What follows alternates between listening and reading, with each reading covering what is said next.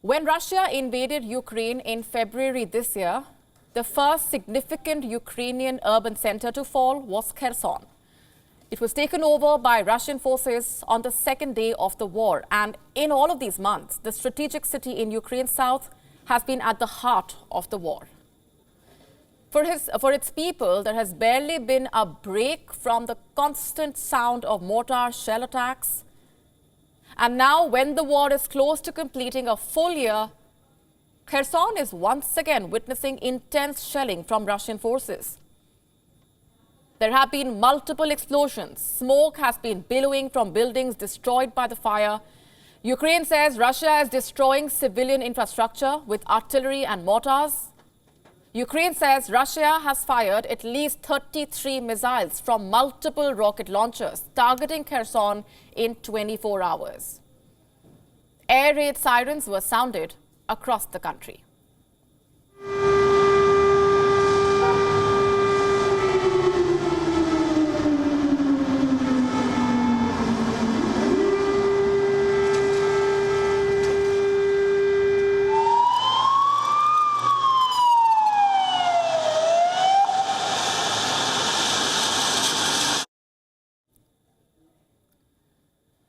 On November 11, the streets of Kherson looked completely different.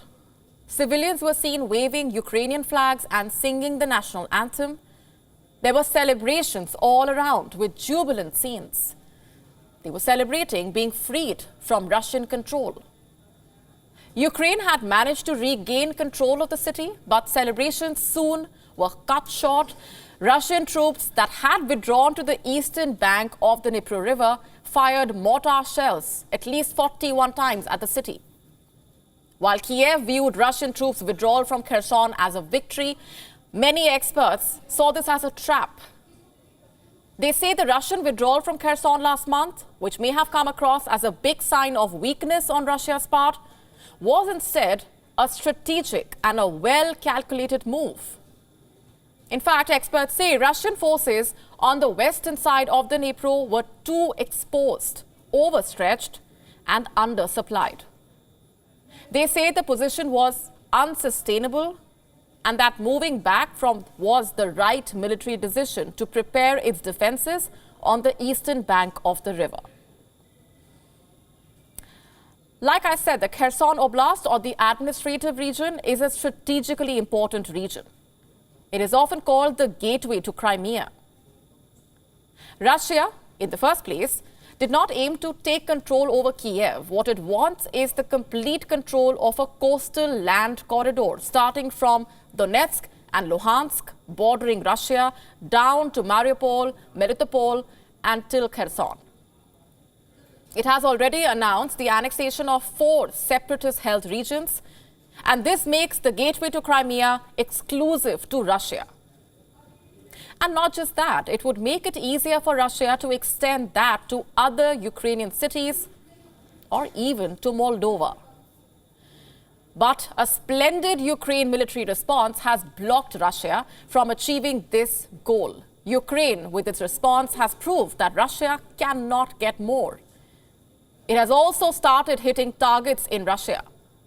A sharper response from Russia could always lead to unintended consequences.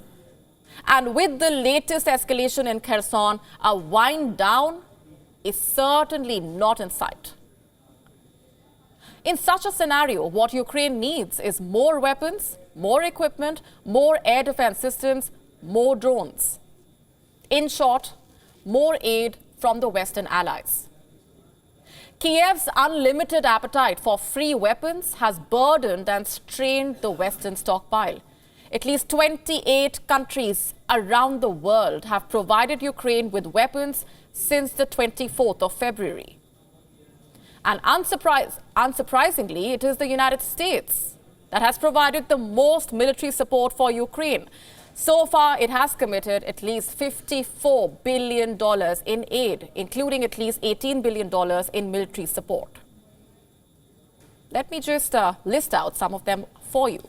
700 Switchblade tactical unmanned aerial systems, 108 155mm howitzers with 220,000 artillery rounds, 1,400 anti-aircraft systems, 6,500 Javelin anti-armor systems, over 50 million rounds of small ammunition, 20 Mi-17 helicopters, 4 air surveillance radars.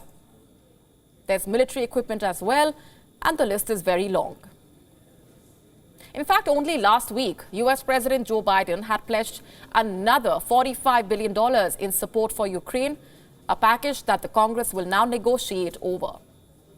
And if passed, this would be the 4th US aid package, and the total money allocated for Ukraine since February would be nearly $100 billion. I repeat, $100 billion from the US economy. Now, that's even more than Russia's defense budget for 2023. This staggering figure has drawn criticism from the Republicans. They say that Joe Biden has turned the conflict into a proxy war between the US and Russia. But you see, it's not just the Republicans. Strategic experts around the world, except those in the US, have said what's happening in Ukraine is nothing but a US proxy war. Some even refuse to use the word proxy. You see, proxy wars are indirect wars.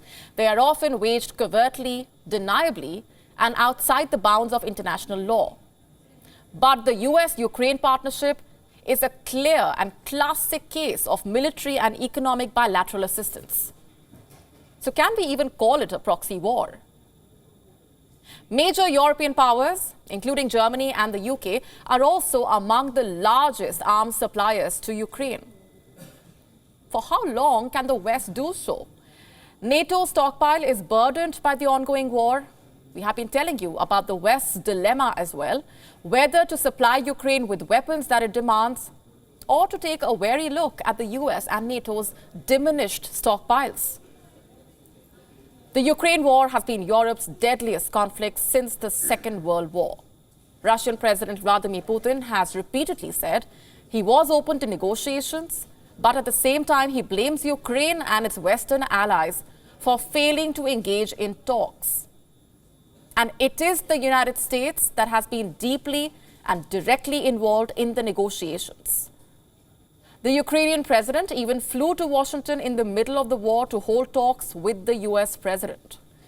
So far, there have been less audible signals from Washington to end the war. It has spoken of peace, but has constantly armed Ukraine with weapons, indirectly keeping the war raging.